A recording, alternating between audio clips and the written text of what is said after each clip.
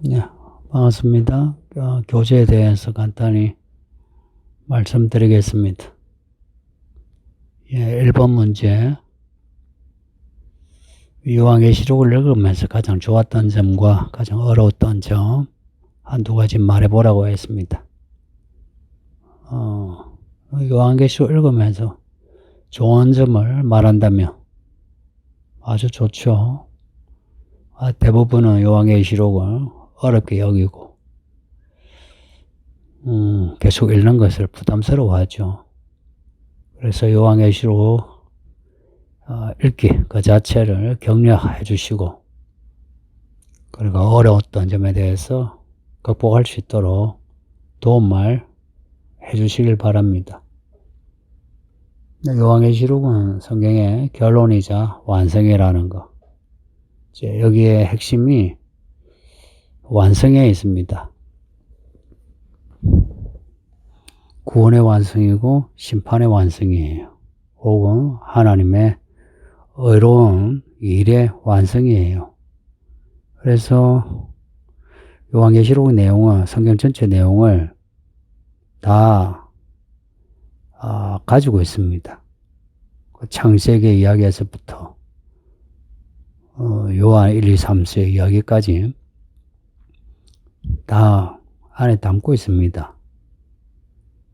그래서 요한계시록을 읽으면서 성경 전체 내용을 객관할 수 있다는 것, 혹은 그 성경의 내용이 뭘 향하고 있다는 것을 알 수 있다는 점에서 성경 읽기, 요한계시록 성경 읽기는 참 유익합니다.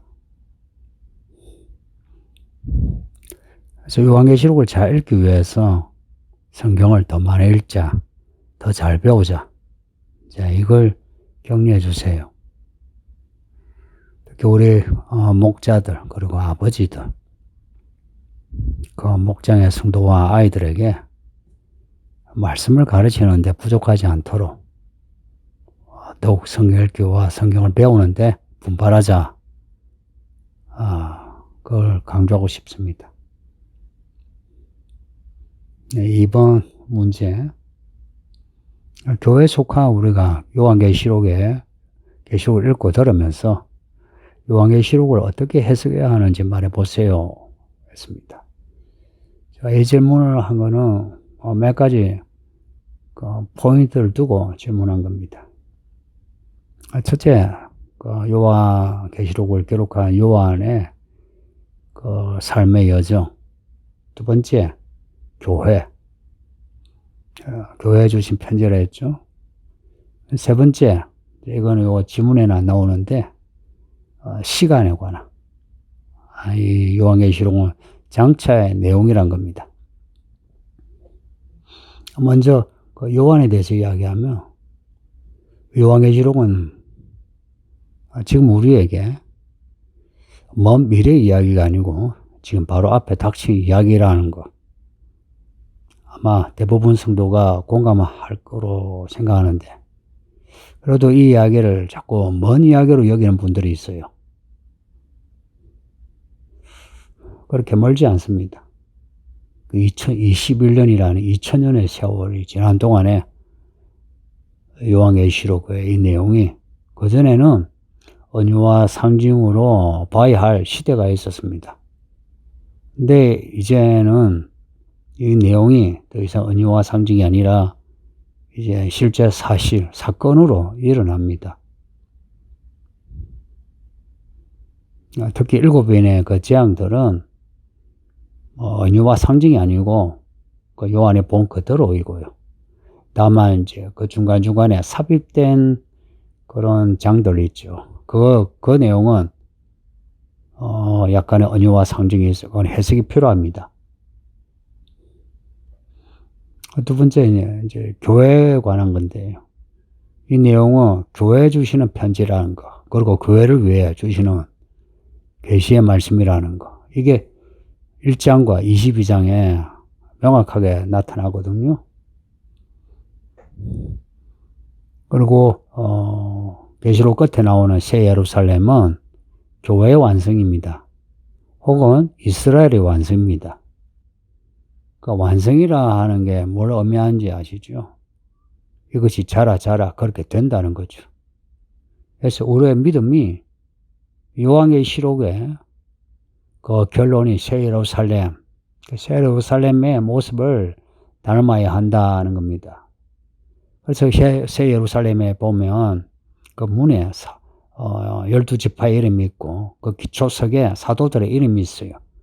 그리고 보좌 앞에 24장로가 있고, 이게 의미하는 바는 우리의 믿음이 새 예루살렘을 향해야 한다. 그러니까 우리라고 할 때 이거는 교회예요. 그렇다고 해서 한 교회의 모든 성도가 같은 믿음으로 같이 천국 가고 같이 혹은 지옥에 간다. 그렇지는 않거든요.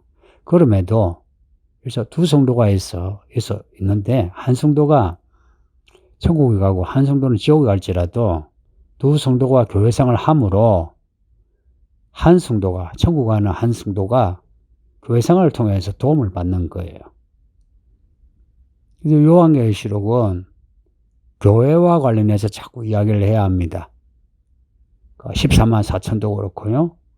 열방에서 나오는 큰 무리 7장과 14장의 그들 이야기도 교회와 관련해서 해야 돼요. 혹은 두 정인 이야기도 그렇고요. 666 이야기도 교회와 관련해서 해야 합니다. 왜냐하면 이제 예를 들어서 666 같으면요. 아마 교회들 대부분이 그 666을 순화시켜서 완곡하게 설득해서 666을 받게 할 거예요. 대부분 교회가. 근데 이제 일부 교회가 반대하겠죠. 이거는 뭐 분명한데 뭐 옛날 신사참배라든지 옛날 뭐 황제 숭배라든지 소수가 이렇게 반대하고 순교하죠. 그래서 교회가 다 똑같지 않다 해서 교회에 대해서 관심을 가져야 하고요. 그리고 이 서울기능 교회가 정말 성경적인 교회가 되어가는지에 대해서 그 방향성을 같이 공감해 줘야 합니다. 그리고 세 번째 이제 시간의 문제에서 계시록은 장차의 이야기입니다. 장차할 때 그냥 뭐 장차, 미래 뭐 이렇게 그 원어가 나온다면 좀 거리가 멀리 느껴지죠. 근데 그런 단어가 아니고요. 지금 있는 일과 연결된 일어날 일들을 말합니다. 지금 우리가 겪고 있는 이 일들이 앞으로 어떻게 진행이 될 건지 그 추이를 생각할 수 있어야 합니다. 그래서 지금의 코로나와 아니면 코로나 전에 세계화가 진행되어 있죠. 그죠? 혹은 이제 문화, 문명, 혹은 뭐 과학에서 세부적인 학문 분야에서 어떻게 진행되어 왔는지 이제 그런 부분을 생각해서 좀 이렇게 종합적으로 생각해서 앞으로 어떻게 세계가 변화될 것인지 여기에 대해 교회가 혹은 우리 자신이 어떻게 해야 될 것인지 이 계시록을 역사의 설계도로 보시는 겁니다. 역사의 설계도로. 그 결론은 하나님이 어린 양 예수님이 주고 계신 거예요. 세 번째 문제는 작은 문제가 두 개 있습니다.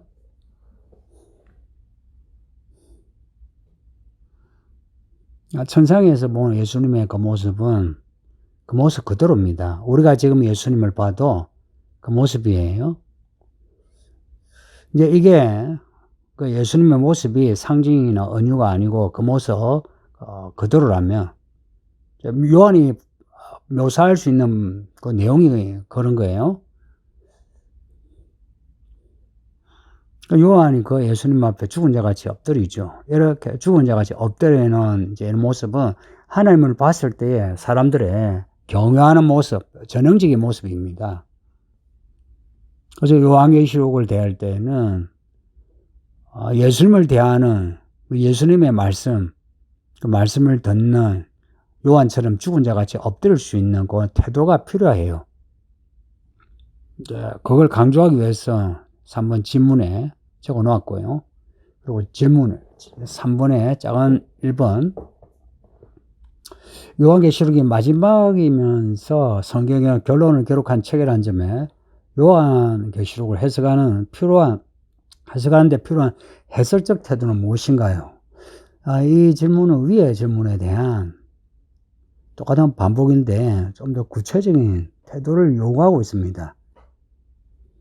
근데 그거는 앞에 요한이 예수님 앞에서 보인 태도 있죠. 죽은 자 같이 엎드리는 태도 있죠. 죽은 자 같이 엎드림으로 오히려 이제 요한이 본 것을, 들은 것을 더 정확하게 기록할 수 있는 겁니다. 만일 요한이 죽은 자 같이 엎드리지 않고 살아있으면 보는 것이나 듣는 것이 제한적이게 됩니다. 그래서 요한계시록을 해석하는데 엎드려야 돼요. 이 말씀을 그대로 받아들이는. 기본적으로 성경의 본문을 이걸 가장 권위 있는 텍스트로 받아들이고요. 그 다음에 사람들이 말하는 그런 신학적인 이론 이런 것은 그 다음으로 둬야 돼요. 그래서 본문을 중시해야 돼요. 본문을 중시해야 돼요. 가끔 원어 가지고 이야기하는 분이 있는데 저도 자료가 있거든요. 근데 한글 성경만 잘 봐도 됩니다. 아니면은 영어 성경 KJV나 아니면 NIV나 이래 봐도 그 정도만 봐도 돼요. 특히 한글 성경 잘 되어 있습니다. 이게 원어에 충실해서 약간 그 한글 번역에 한글 문장이 매끄럽지 않은 거예요. 만약 이 원어에 충실하지 않으면 어역을 하면 오히려 읽기가 쉬울 겁니다. 공동번역이나 우리말 성경이나. 한글 성경만 잘 읽으셔도 돼요. 계속 읽으세요. 근데 그 의미가 모호하다 싶은 거는 여러분이 자료를 찾아보시면 됩니다. 요즘에는 성경 앱도요, 원어 앱이 있어서, 여러분이 보시면은 도움이 됩니다. 요한계시록의 마지막을 기록한 책이라는 점에서 해설적 태도는 뭐냐? 이거예요. 성경 창세기에서부터 앞에 성경에 대해 좀 기본적인 지식이 필요합니다. 그래서 앞에 성경을 계속 읽어 나가셔야 돼요. 계시록은 늘 읽어 나가시는데 앞에 성경들을 계속 읽어 나가세요. 제가 권장하고 싶은 거는 복음서를 계속 읽으셔야 돼요. 복음서. 앞에 성경하면 복음서. 그 다음에 이야기하고 싶은 거는 모세오경과 그리고 선지서입니다. 모세오경하고 선지서하고 굳이 하나를 이제 택하라면은 앞에 모세오경은 약간의 지식이 있다 여기고요. 선지서는 여러분이 좀 생소하죠. 제가 소선지서 설교는 했지만 그래도 소선지서 전체 이제 설교 다 끝나가요. 그런 기본적인 지식이 있지만 앞에 대선지서를 하지 않았어요. 그래서 선지서를 읽으셨으면 좋겠어요. 요한계시록이 인용하고 혹은 인유하는 거. 그 인용은 그대로 따온 거고 인유는 그 안에 있는 내용을 그 내용을 바탕으로 해서 그 요한계시록의 문체로 이렇게 기록한 겁니다. 그 인유는 그 영어로 말하면 allusion입니다. 그 내용을 그대로 따온 건 아니고 그것을 여기의 의미로 새로 기록한 거다 이 말이에요. 그래서 앞에 성경에 대한 이해가 필요합니다. 그리고 요한계시록은 결론이라는 것은 이제 후에 일어날 이야기예요. 그래서 요한계시록의 이 시간성, 요한계시록은 현재에 대한 의미를 밝힐 뿐만 아니라 미래에 대한 이야기라는 거. 그래서 앞으로 일어날 일들에 대해서 생각하셔야 되고, 그리고 성경의 결론인 뒤에 새 예루살렘을 꼬린 지점으로 여기고, 여기서 그 꼬린 지점의 방향을 정해야 합니다.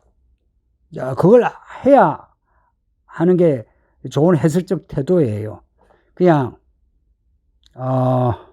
랜덤식으로 이 지향은 뭐 이런 일, 저 지향은 저런 일, 뭐 아직 아니네, 뭐 지금 일어날 수도 있네, 이런 게 아니라 방향을 정해놓고, 그리고 역사의 흐름을 또한 우리가 성경의 시각으로 판단하는 겁니다. 그 다음 질문, 작은 2번. 요한이 예수님이 가지신 7별과 7금초대를 본다고 봤습니다. 요한계시록에 반복되는 그 7별, 7금초대, 그 7의 의미, 이제 그 뿌리가 천지창조의 7이라고 하는 거. 이걸 제가 지문으로 넣었고요. 지문으로. 그리고 요한계시록에 이런 7의 비밀이 있다는 거예요. 그래서 7별, 7촛대, 7교회, 7인, 7나팔, 7대접의 비밀. 그 비밀은 미스테리인데요. 헬라어도 그래요. 미스테리예요. 그 발음이 똑같아요. 똑같진 않은데 같은 거기서 나온 단어예요. 이 미스테리란 말이. 요한계시록에 밝히고 있는 이런 비밀의 내용을 읽고 당신이 알아낸 비밀이 무엇인가요? 이게 질문인데, 이 질문한 이유는 요한계시록에서 새롭게 알게 된 내용이 뭔가 이걸 묻고 있습니다. 요한계시록에서 새롭게 알게 된 내용. 요한계시록에 새롭게 알게 된 내용 하면 1장 1절에서부터 계시라. 이 계시라 말이 직접적으로 쓰여진 곳이 많지 않아요. 계시가 우리에게 주는 의미, 감추어 놓은 것을 드러낸다. 우리에게 다 드러내려고 요한계시록을 적은 거예요. 그래서 이 계시록의 내용에는 그동안에 우리가 몰랐던 비밀들이 있죠. 성경을 읽으면서 몰랐던 비밀, 혹은 성경에서 모호했던 비밀들. 그 모든 내용의 비밀이 계시록에서 하나하나 밝혀집니다. 뭐 크게 하면은 하나님의 구원의 비밀, 하나님의 심판의 비밀, 혹은 하나님의 비밀. 하나님이 어떻게 생겼는지 몰랐잖아요. 근데 계시록에는 이렇게 상세하게 기록을 해놨어요. 그리고 천국, 우리는 그 천국 천당으로 여기죠. 근데 요한계시록 끝에 새 예루살렘이 나와요.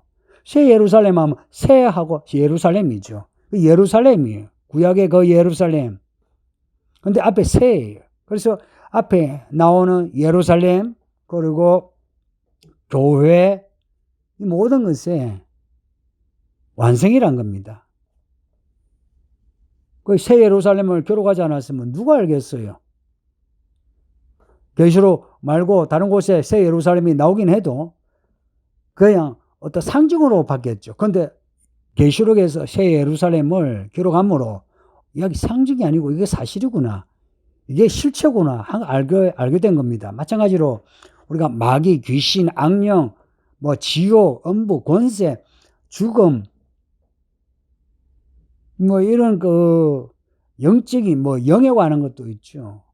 보통 그걸 상징으로 혹은 어떤 추상적으로 여겨요. 그렇지 않은 거예요. 실체가 있는 겁니다. 예병, 곧 마귀, 이렇게. 그러니까 지금까지의 성경에 기록된 그 기록에서 나타난 그런 안 좋은, 그러니까 악한 존재들이 있죠. 그게 실제에 있는 거예요. 그리고 그들 존재가 예병, 마귀, 사탄, 붉은 용, 이렇게 이름으로 실체가 드러나면서 그게 다 연결되어 있는 겁니다. 그리고 전쟁이 일어날 때에 뭐 개구리 같은 새 영이 미혹해서 그 왕들이 전쟁이 나온다 하는 거 보세요. 전쟁의 의미가 그렇다는 거예요. 그냥 뭐 나라들끼리 경쟁을 해서 계산을 해가지고 안 맞아서 싸운다, 이게 아니고 이 모든 게 영들의 사건이란 겁니다. 그리고 교회도 그렇죠.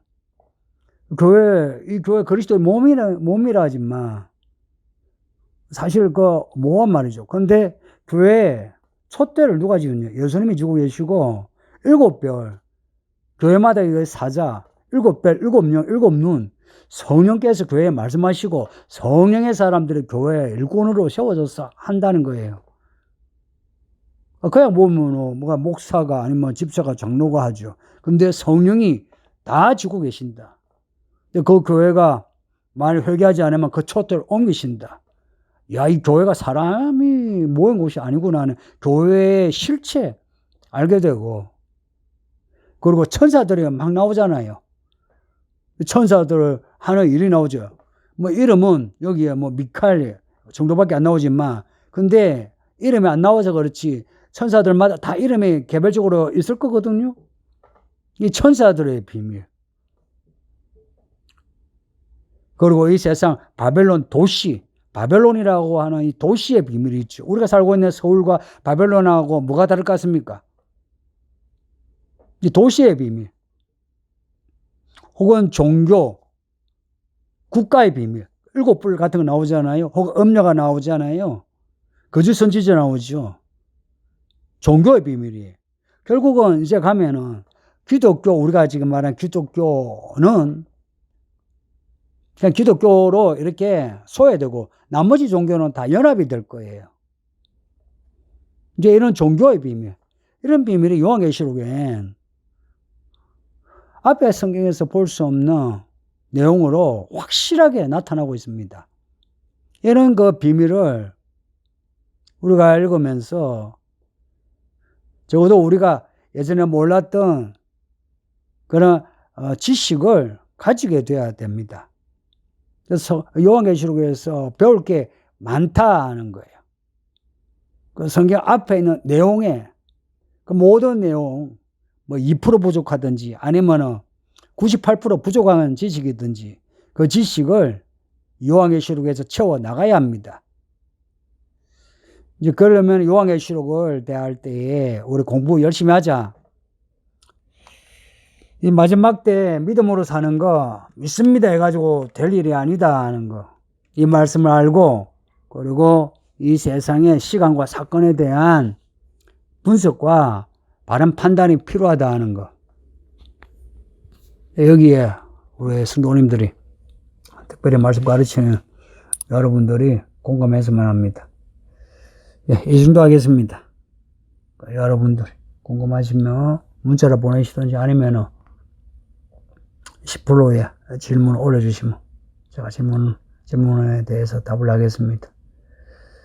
예, 더 길게 뭐 했으면 싶은데 여러분이 또 부담될까봐 짧게 이 정도 하겠습니다. 예, 유익한 성경 공부 시간 되시길 바랍니다. 바이바이.